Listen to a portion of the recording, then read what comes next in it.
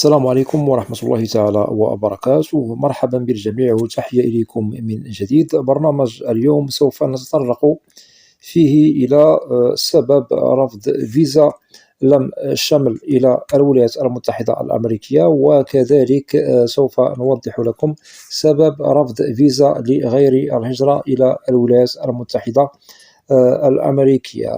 وأتمنى منكم في حالة أنه استفدتم من البرنامج أن تقوموا بمشاركته مع الأصدقاء والأحبة، هذا كله لكي تعم الفائدة. ولا تنسوا أن تشتركوا في القناة. إذن هناك تساؤل ممكن أنه يطرح: هل ممكن في حالة أنه قدم لنا على لم الشمل إلى الولايات المتحدة ترفض لنا الفيزا يوم الموعد والمقابلة؟ هنا بالإجابة الواضحة: نعم، ولكن يجب أن نعرف لماذا رفضت لنا الفيزا أو الأسباب التي جعلتنا أننا لا نتحصل على هذه الفيزا.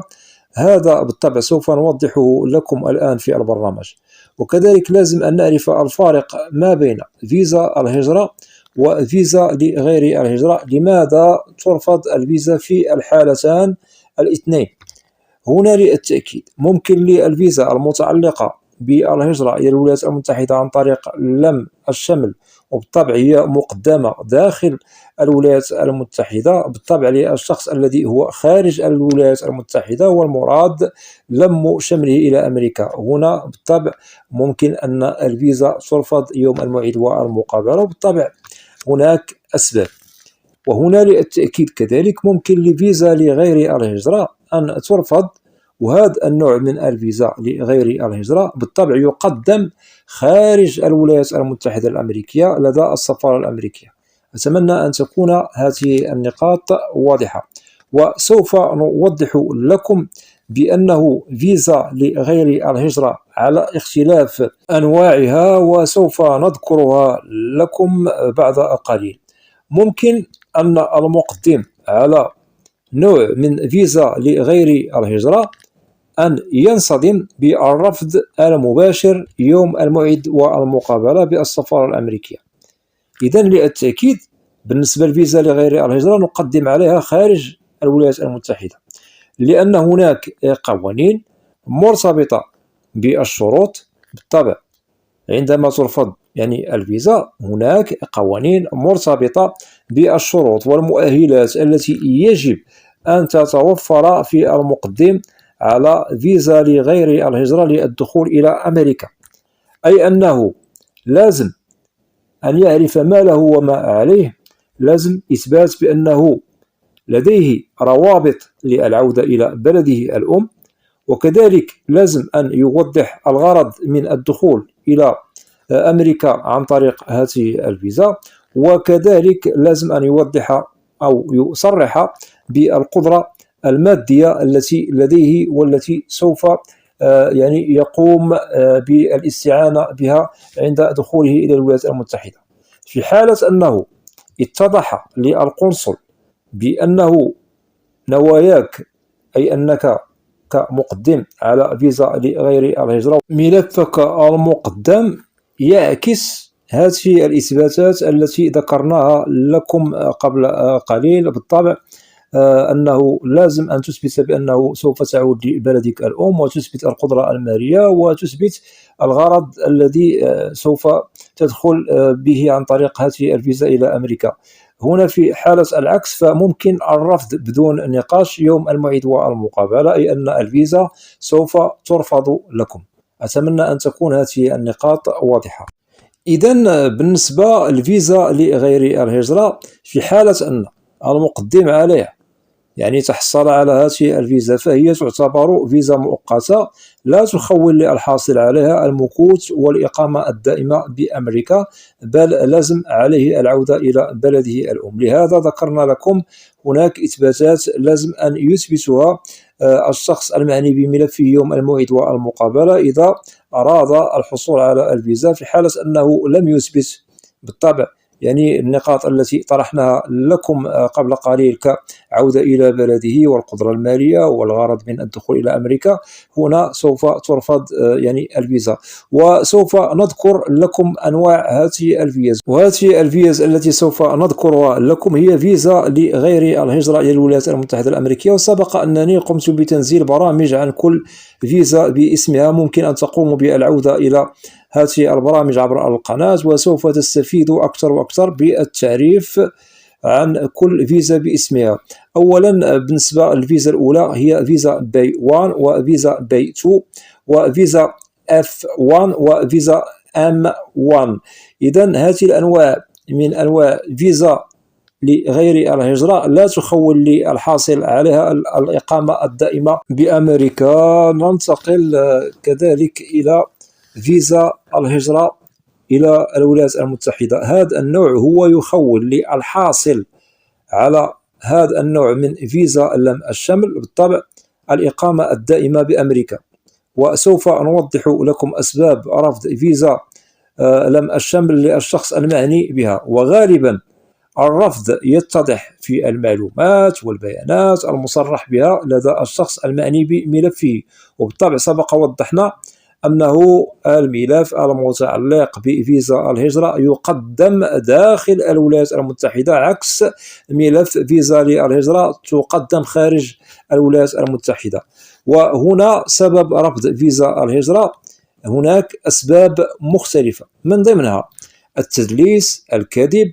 وبالطبع هناك أسئلة سوف تطرح لكم من طرف ضابط الهجرة يوم الموعد والمقابلة تتعلق بالعلاقة بينك وما بين الشخص المقدم لك على لم الشمل، سواء زوجة أو زوج أو مقدم لزوجته أو عائلتك المقربة بأمريكا إلى غير ذلك.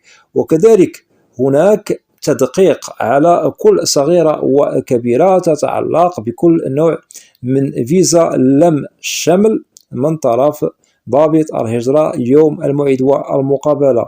وكل نوع من فيزا لم شمل إلى أمريكا له أسئلة خاصة به تطرح على الشخص المعني بملفه والمراد لم شمله إلى الولايات المتحدة. وبالطبع الأسئلة تطرح عليكم من طرف ضابط الهجرة. وكذلك هناك اختلاف بين المقدم لهم وظروفهم الاجتماعية الخاصة على العموم. ونضرب لكم مثلا بفيزا خطوبة إلى أمريكا أو فيزا زواج إلى أمريكا. في حالة وجد ضابط الهجرة بأن الشخص المعني بلم الشمل إلى الولايات المتحدة مثلا مقدم له زوجته بأمريكا، هنا سوف تطرح أو يطرح السؤال عن العلاقة. هل العلاقة سوف تتضح لنا هل هي علاقة مصلحة أم علاقة وطيدة أو صادقة؟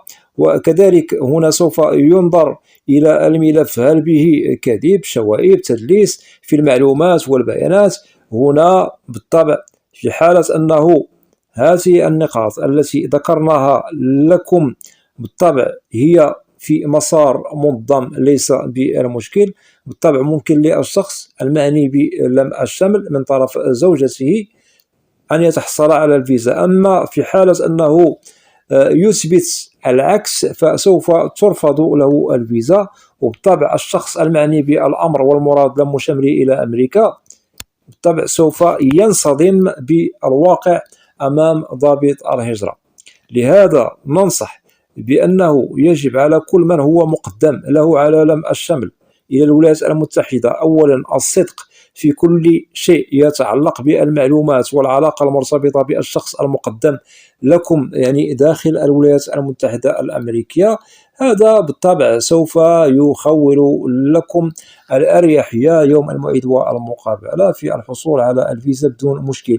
أما في حالة أننا وجدنا العكس، كل شيء مختلط في الملف والشخص المعني والمراد لم شمله لا تتوفر فيه يعني الشروط المطلوبة، وكذلك الشخص الذي هو بالولايات المتحدة لا تتوفر فيه الشروط المطلوبة والمؤهلات، بالطبع هنا ممكن الرفض يوم الموعد والمقابلة. إذن للخلاصة، كل من هو مقدم على لم الشمل أو هو مقدم على فيزا لغير الهجرة اعلم علم اليقين بأنه هناك سائل سوف يطرح عليك أسئلة يوم الموعد والمقابلة، ضابط الهجرة والقنصل.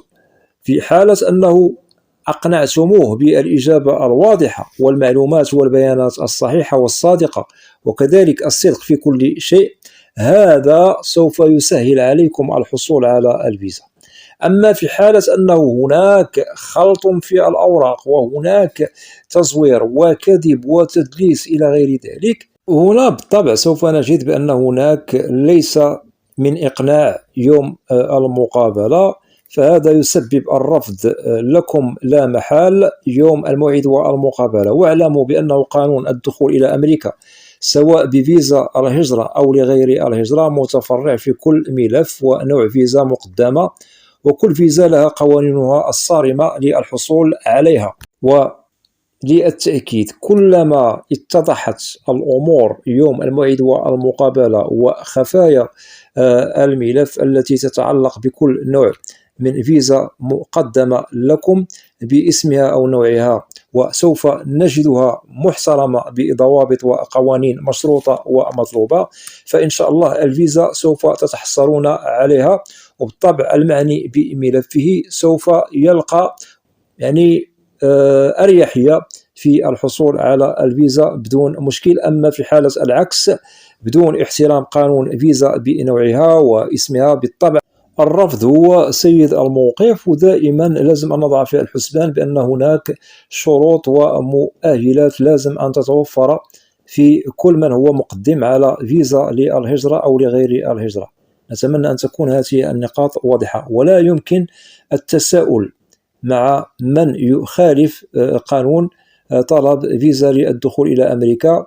وبالطبع في هذه الحالة سوف ينصدم الشخص المعني بملفه يوم الموعد والمقابلة بواقع الرفض الصادم، وهذا لا نتمناه لكل منكم في كلتا الحالتان، سواء مقدمون على لم الشمل إلى أمريكا أو مقدمون على فيزا لغير الهجرة للدخول بشكل قانوني إلى الولايات المتحدة الأمريكية. إذن وضحنا لكم نقاط مهمة في البرنامج، وفي حالة أنكم لديكم أسئلة ممكن طرحها عبر تعليق في القناة، وسوف تجدوا الإجابة عبر البرنامج المعروف بالقناة برنامج أسئلة وأجوبة، لأنني لا أستثني منكم أحدا. وأتمنى من الإخوة والأخوات الذين لا زالوا لم يشتركوا في القناة أدعوكم للاشتراك في القناة وتفعيل زر الجرس ليصل إليكم كل جديد، ولا تنسوا أن تدعمونا دائما بلايك لكي نصل إلى أكبر نسبة من المشاهدة. وأسألكم الدعاء، وإلى لقاء قريب، والسلام عليكم.